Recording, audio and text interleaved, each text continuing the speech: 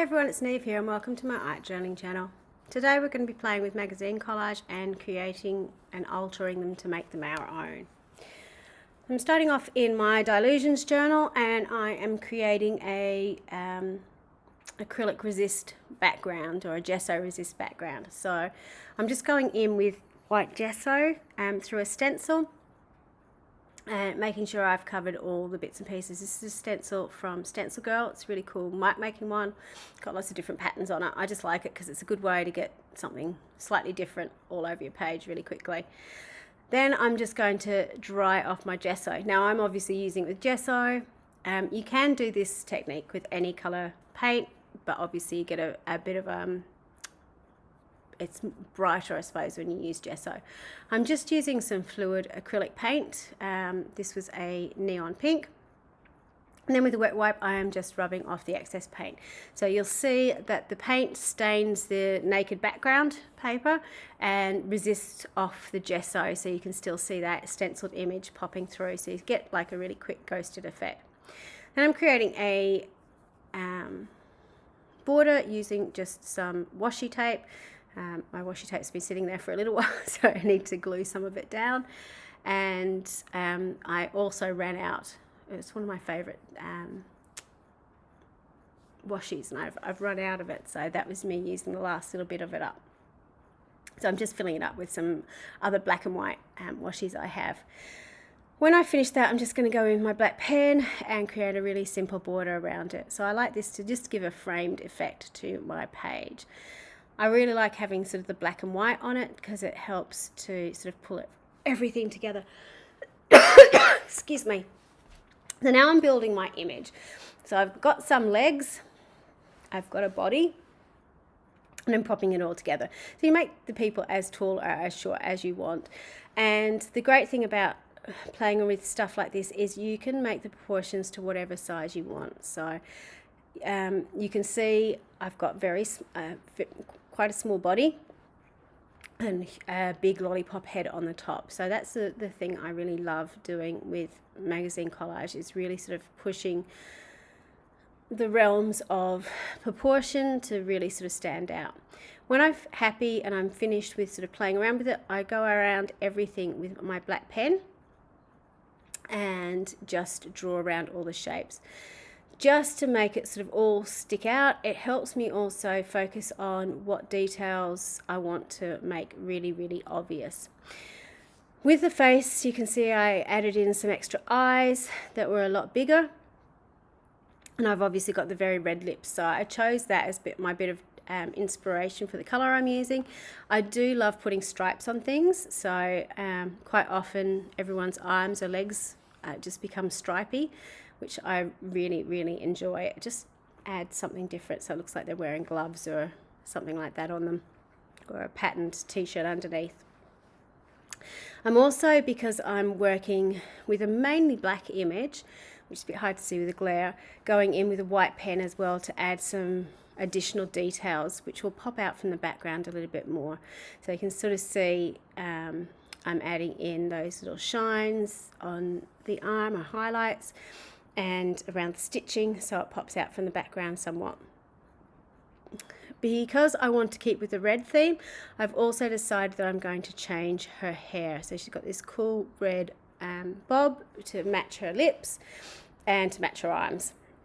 So you can sort of see I've used red in a few places. She's got it on lip, she's got it on hair, she's got it on her arms. So you've got that sort of triangular thing happening in the background. Then I'm going around with a black and white pen to add some detail into the hair. And again, this is really a fun way to practice drawing hairstyles. Fairly low stress in the fact that you don't need to worry about drawing the face. You can just draw the hair over the top of the magazine image. So you can try drawing buns and you can try drawing plaits and so on. Quite often mine's just end up with bobs, because like in real life I'm not very good with hair, so I can deal with a bob, that's about it. With her shoes down the bottom, you can see I'm also adding in the red there, so just sort of sticking with a colour theme and committing to it, I suppose. I really like the juxtaposition of the red and black against the pink. It just sort of helps set it off a little bit from the background, gives it sort of this really funky, I don't know, grunge feel to it. So once I've finished drawing my image, then I'm going in with my pen. Now, usually I'll use a paint pen. In this case, I actually used an alcohol marker. So you can see it's the Outline Permanent Markers. I decided that I'd switch over to paint pen halfway through just to fit in more words. Because I didn't have the option to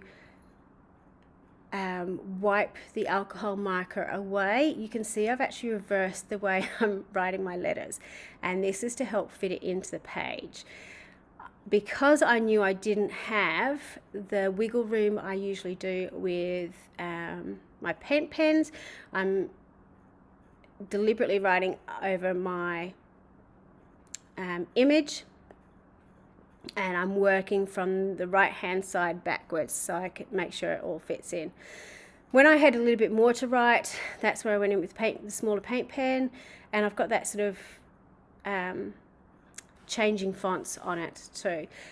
Where I get my quotes from is on Pinterest, and I like going through Pinterest because most times the quotes on there are actually written in different styles, so they will combine styles with, you know, calligraphy, hand lettered, different fonts and so on. So it's a good way to pick what you really want to focus on and try and copy those styles.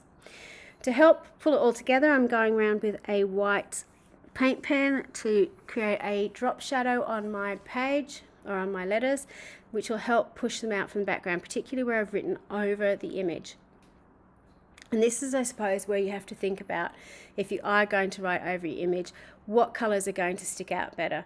So while this kind of works on this image, the Unstoppable is a bit hard to read because I've already done white highlights on the black dress and they kind of blend in together. So that Unstoppable is a little bit harder to read, particularly from this distance. Up close it's okay, but you know, in that case, maybe using a much more contrasting colour, maybe even a yellow, might have helped that become a little bit more readable. So here is a close-up, and you can see what it all looks like and how that lettering has worked over the entire page. It's a really quick and easy way to play. It's a great way to experiment with drawing different hairs and different accessories on a body, using the model from the fashion magazine as your basis, as well as trying out all your different font styles. Thanks so much for watching. Until next time, bye for now.